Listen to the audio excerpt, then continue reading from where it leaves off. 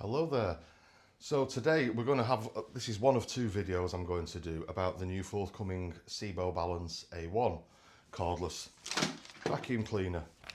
I've showed you it very briefly already. Now we've managed to get our hands on it and they'll let us test it. So people want to know really what it's like, and they want to know what it's like on the floor and what its closest competitor might be. So for me, I think its closest competitor is probably going to be the Dyson V7. Because these are not a heavy duty machine. These are not going to replace a mains vacuum. These are just something that you perhaps have in the kitchen, just to whiz around the hard floors, zap the odd spider, things like that. Anything that, like what you would use your Dyson cordless for. So I've got here a Dyson V7, pretty much the same as a V8, similar kind of price point. The V8s are a little bit cheaper than these are going to be. And I've got a V11, which is typically going to be about £100 more expensive than these. And the V11 is marketed more as a main machine, so I expect that's going to do slightly better. I think the V7 or the V8 is its closest competitor. So as we normally do, I'm going to bung a bit of duo powder on the floor and we'll see what happens.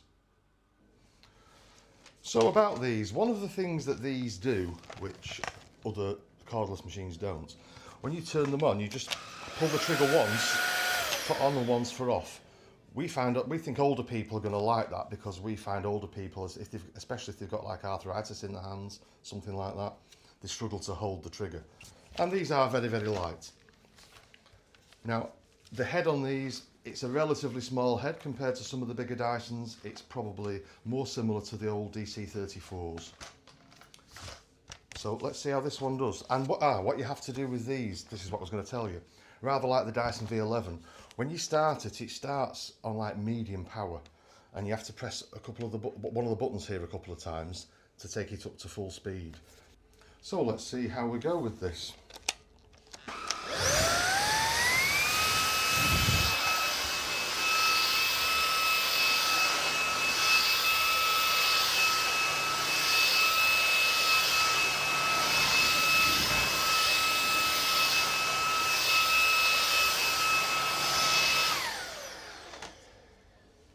Seems to have done the job pretty much.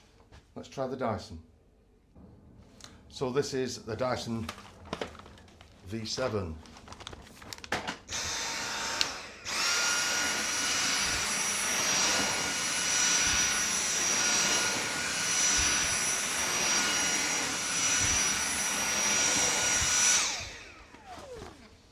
Not a great deal between it. You could say the V7 perhaps grooms slightly better, but it has a completely different brush roll arrangement on it. Let's try V11. So here's a V11.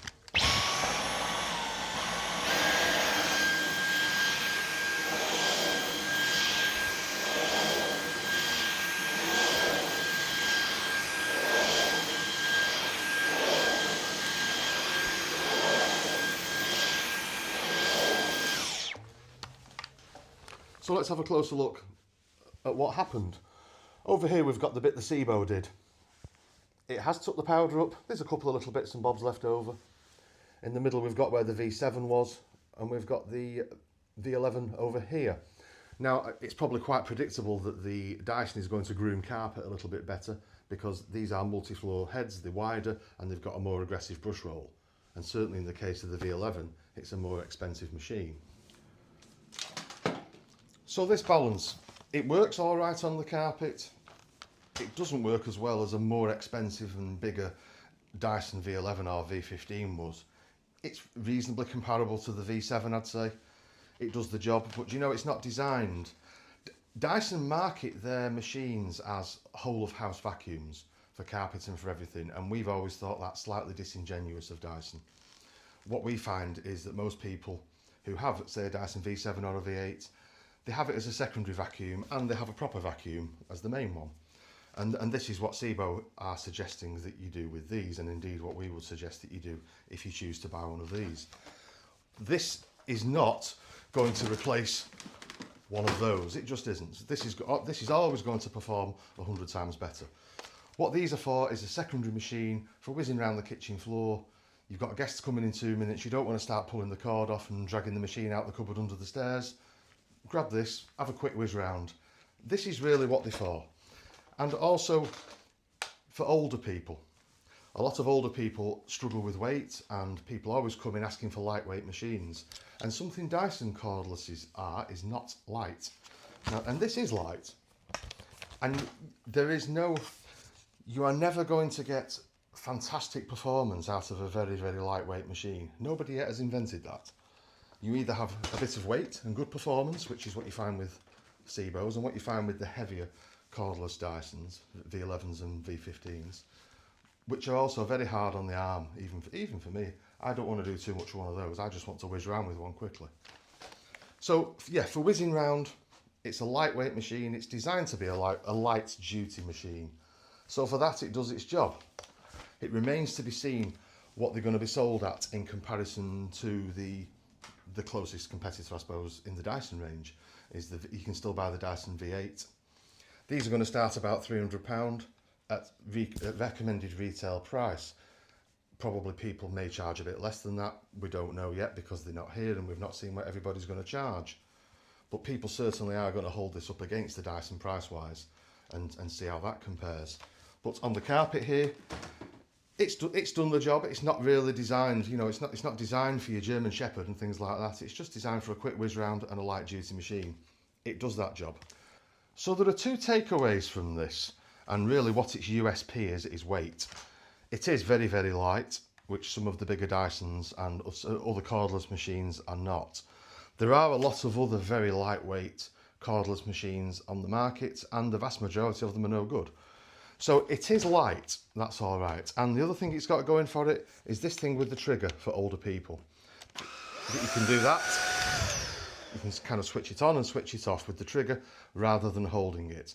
That is something that we do hear complaints about from people who have Dysons, certainly from older people. So I think this is a very good machine for an older person. If you've got an older person that you're buying a machine for, you probably won't go far wrong with something like that. In the next video, what we're going to do, we're going to have a much closer look at it. We're going to look at everything that comes with it. We're going to look at how it works. We're going to look at the filters. We're going to look at the design. And we're going to look at a lot more about it. And the stand it comes on and the extras it comes with and the 3 different versions. All that is something I'm going to do in the next video. So stay tuned for that if you want to find out more about the Sebo Balance. So thank you for watching. I'm sure you're going to tell me what you think in the comments down below. Because this machine has created a little bit of interest already among collectors and vacuum enthusiasts especially, but also for other people who are thinking about buying one when it comes out. So tell me what you think down below, and don't forget to watch part 2 where we have a much better look at it. Thanks for watching.